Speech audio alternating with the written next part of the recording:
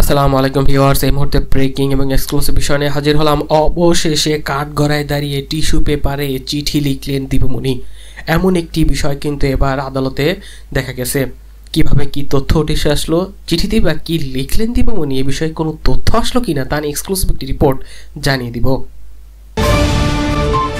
এরপর জানিয়ে দিব কিন্তু এবার আওয়ামী লীগ নির্বাচন করলে বিএনপির কিছু যায় আসে না বলে বার্তা এবার দিলেন কিন্তু বিএনপির পক্ষ থেকে। বক্তব্য নয়, এখন কাজ করতে হবে বলে হুঁশিয়ারি বার্তা দিয়েছেন তারেক রহমান। আরও কি বিষয় উঠে আসলো, এই আগামী নির্বাচন বিষয় নিয়ে কি তথ্য দিল বিএনপি, এই বিষয়টি নিয়েও জানতে পারবেন বিস্তারিত। এবং সব শেষে আপনাদের মাঝে জানিয়ে দেব নির্বাচনে সব দল অংশ নিতে পারবে কিনা, এমন প্রশ্নের উত্তরে কি জবাব দিল কমিশন।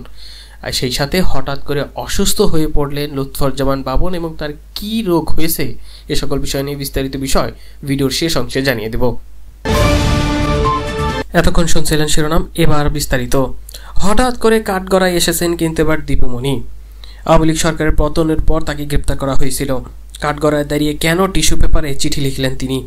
ঢাকার চিফ ম্যাজিস্ট্রেট আদালতে তিনি এবার এমন ঘটনাটি ঘটান। সালমান এফ রহমান সহ অন্যান্য দুটি মামলার রিমান্ডের আবেদন শুনানি চলছিল। এ সময় অন্যদের সঙ্গে আসামির কাঠগড়ায় দাঁড়িয়েছিলেন এই দীপুমণি। এক পর্যায়ে এই দীপুমণি যে বিষয়টা করেন, যেটা দেখা যায়, দীপুমণি তার বা হাতে থাকা টিস্যু পেপারে কলম দিয়ে কিছু লিখতে শুরু করেন। প্রায় 5 মিনিট ধরে টিস্যু পেপারের ওপর চিঠি লেখেন দীপুমণি। কাঠগড়ার সামনে দাঁড়িয়ে থাকা আইনজীবীর পোশাক পরা এক ব্যক্তির হাতে চিঠিটি তুলে দেন তিনি।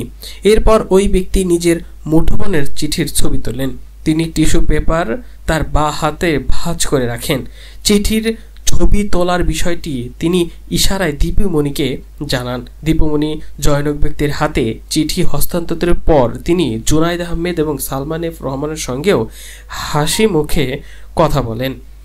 কাঠগড়ায় দাঁড়িয়ে চিঠি লেখার বিষয়ে ঢাকার মহানগর দায়রা জজ আদালতের প্রধান পিপি ওমর ফারুকি গণমাধ্যমকে বলেন, এজলাস কক্ষের যেখানে দাঁড়িয়ে তিনি শুনানি করেছিলেন সেখান থেকে কাঠগড়ায় কিছুটা দূরে আদালতে অনেক আইনজীবী ছিলেন। জনাকীর্ণ আদালতে দীপুমণির চিঠি লেখার বিষয়টি তার নজরে আসেনি বলে তিনি জানান। দীপুমণির আইনজীবী গাজী ফয়সাল ইসলাম বলেন, দীপুমণি এ ধরনের কোনো চিঠি লিখেছেন কি না তার নজরে আসেনি, কারণ জনাকীর্ণ হইচইপূর্ণ আদালতে তিনি সামনের দিকে অবস্থান করছিলেন, শুনানিতেই ব্যস্ত ছিলেন। এদিকে দীপুমণিকে যাত্রাবাড়ী থানার পৃথক দুটি মামলার গ্রেফতার দেখিয়ে কারাগারে পাঠানোর আদেশ দেওয়া হয়েছিল। এখন কোনোভাবে কিন্তু এখন স্বীকার করছে না যে চিঠিটি দেওয়া হয়েছিল কিনা। তবে দেখা যায় চিঠিতে পরিষ্কারভাবে কে লিখেছিল 5 মিনিট ধরে এই দীপুমণি তা এখনো অপরিষ্কার। এখন যাকে দিয়েছেন তিনি একমাত্র বলতে পারবেন। এদিকে তার বিরুদ্ধে একের পর এক নানা ধরনের জটিল অপরাধের তথ্য আসতে শুরু করেছে, তা কিন্তু ইতিমধ্যে সংবাদ মাধ্যমে প্রচারও হয়েছে। এদিকে এবার আওয়ামী লীগ নির্বাচন করলে বিএনপির কিছু যায় আসে না বলে বার্তা দিয়েছে কিন্তু এবার বিএনপি। আওয়ামী লীগ নির্বাচন করে তার একটি প্রতিদ্বন্দ্বী দল হিসেবে নির্বাচন করবে, তাতে বিএনপির কিছু যায় আসে না বলে এবার বার্তা দিয়েছেন। তবে আওয়ামী লীগ সরকারে থাকাকালীন অনেক অন্যায় করেছে, যারা এই অন্যায়ের সঙ্গে জড়িত আমরা তাদের বিচার চাই বলে মন্তব্য করে বিএনপির ভাইস চেয়ারম্যান ও বরিশাল বিভাগের দায়িত্বপ্রাপ্ত নেতা আব্দুল আল মিন্টু।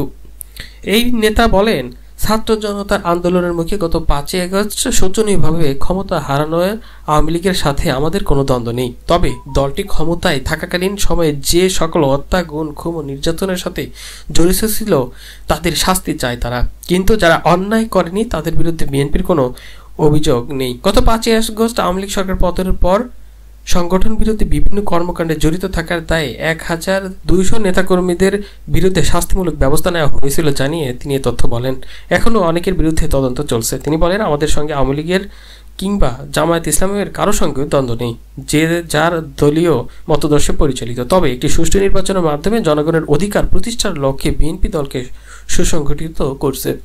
এদিকে কিন্তু এবার তারেক রহমান যে বিষয়টা বলছে যে বক্তব্য না, এখন কাজ করতে হবে, এমন বার্তা সব জানিয়ে দিয়েছেন তারেক রহমান।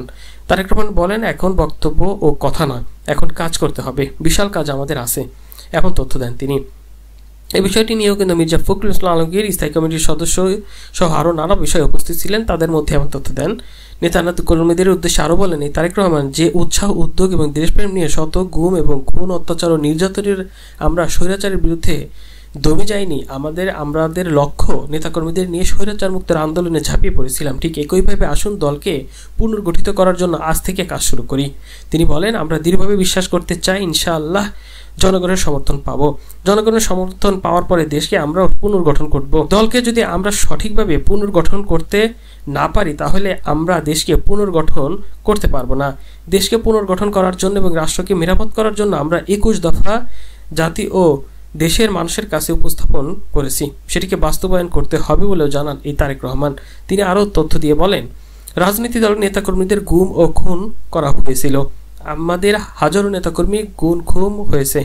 বিএনপি সহ অন্যান্য বিরোধী দলের রাজনৈতিক দলের নেতাকর্মীদের গুম ও খুন করা হয়েছে, অত্যাচার করা হয়েছে এবং পঙ্গু করে দেওয়া হয়েছে।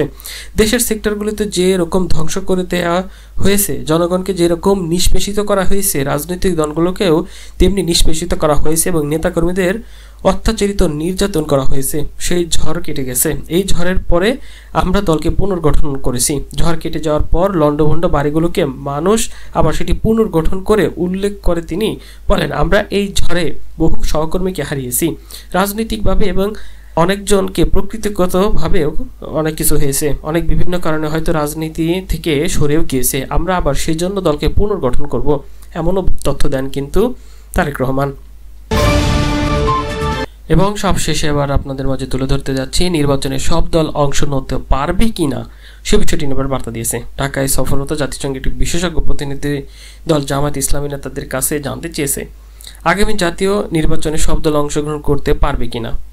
জবাবে দলের নায়েবে আমির সৈয়দ আব্দুল মোহাম্মদ তাহের বলেছেন, আমরা বলেছি কোনো দলের পক্ষে বিপক্ষে আইনগত কোনো বিষয় নিয়ে আমাদের কোনো মতামত দিচ্ছি না।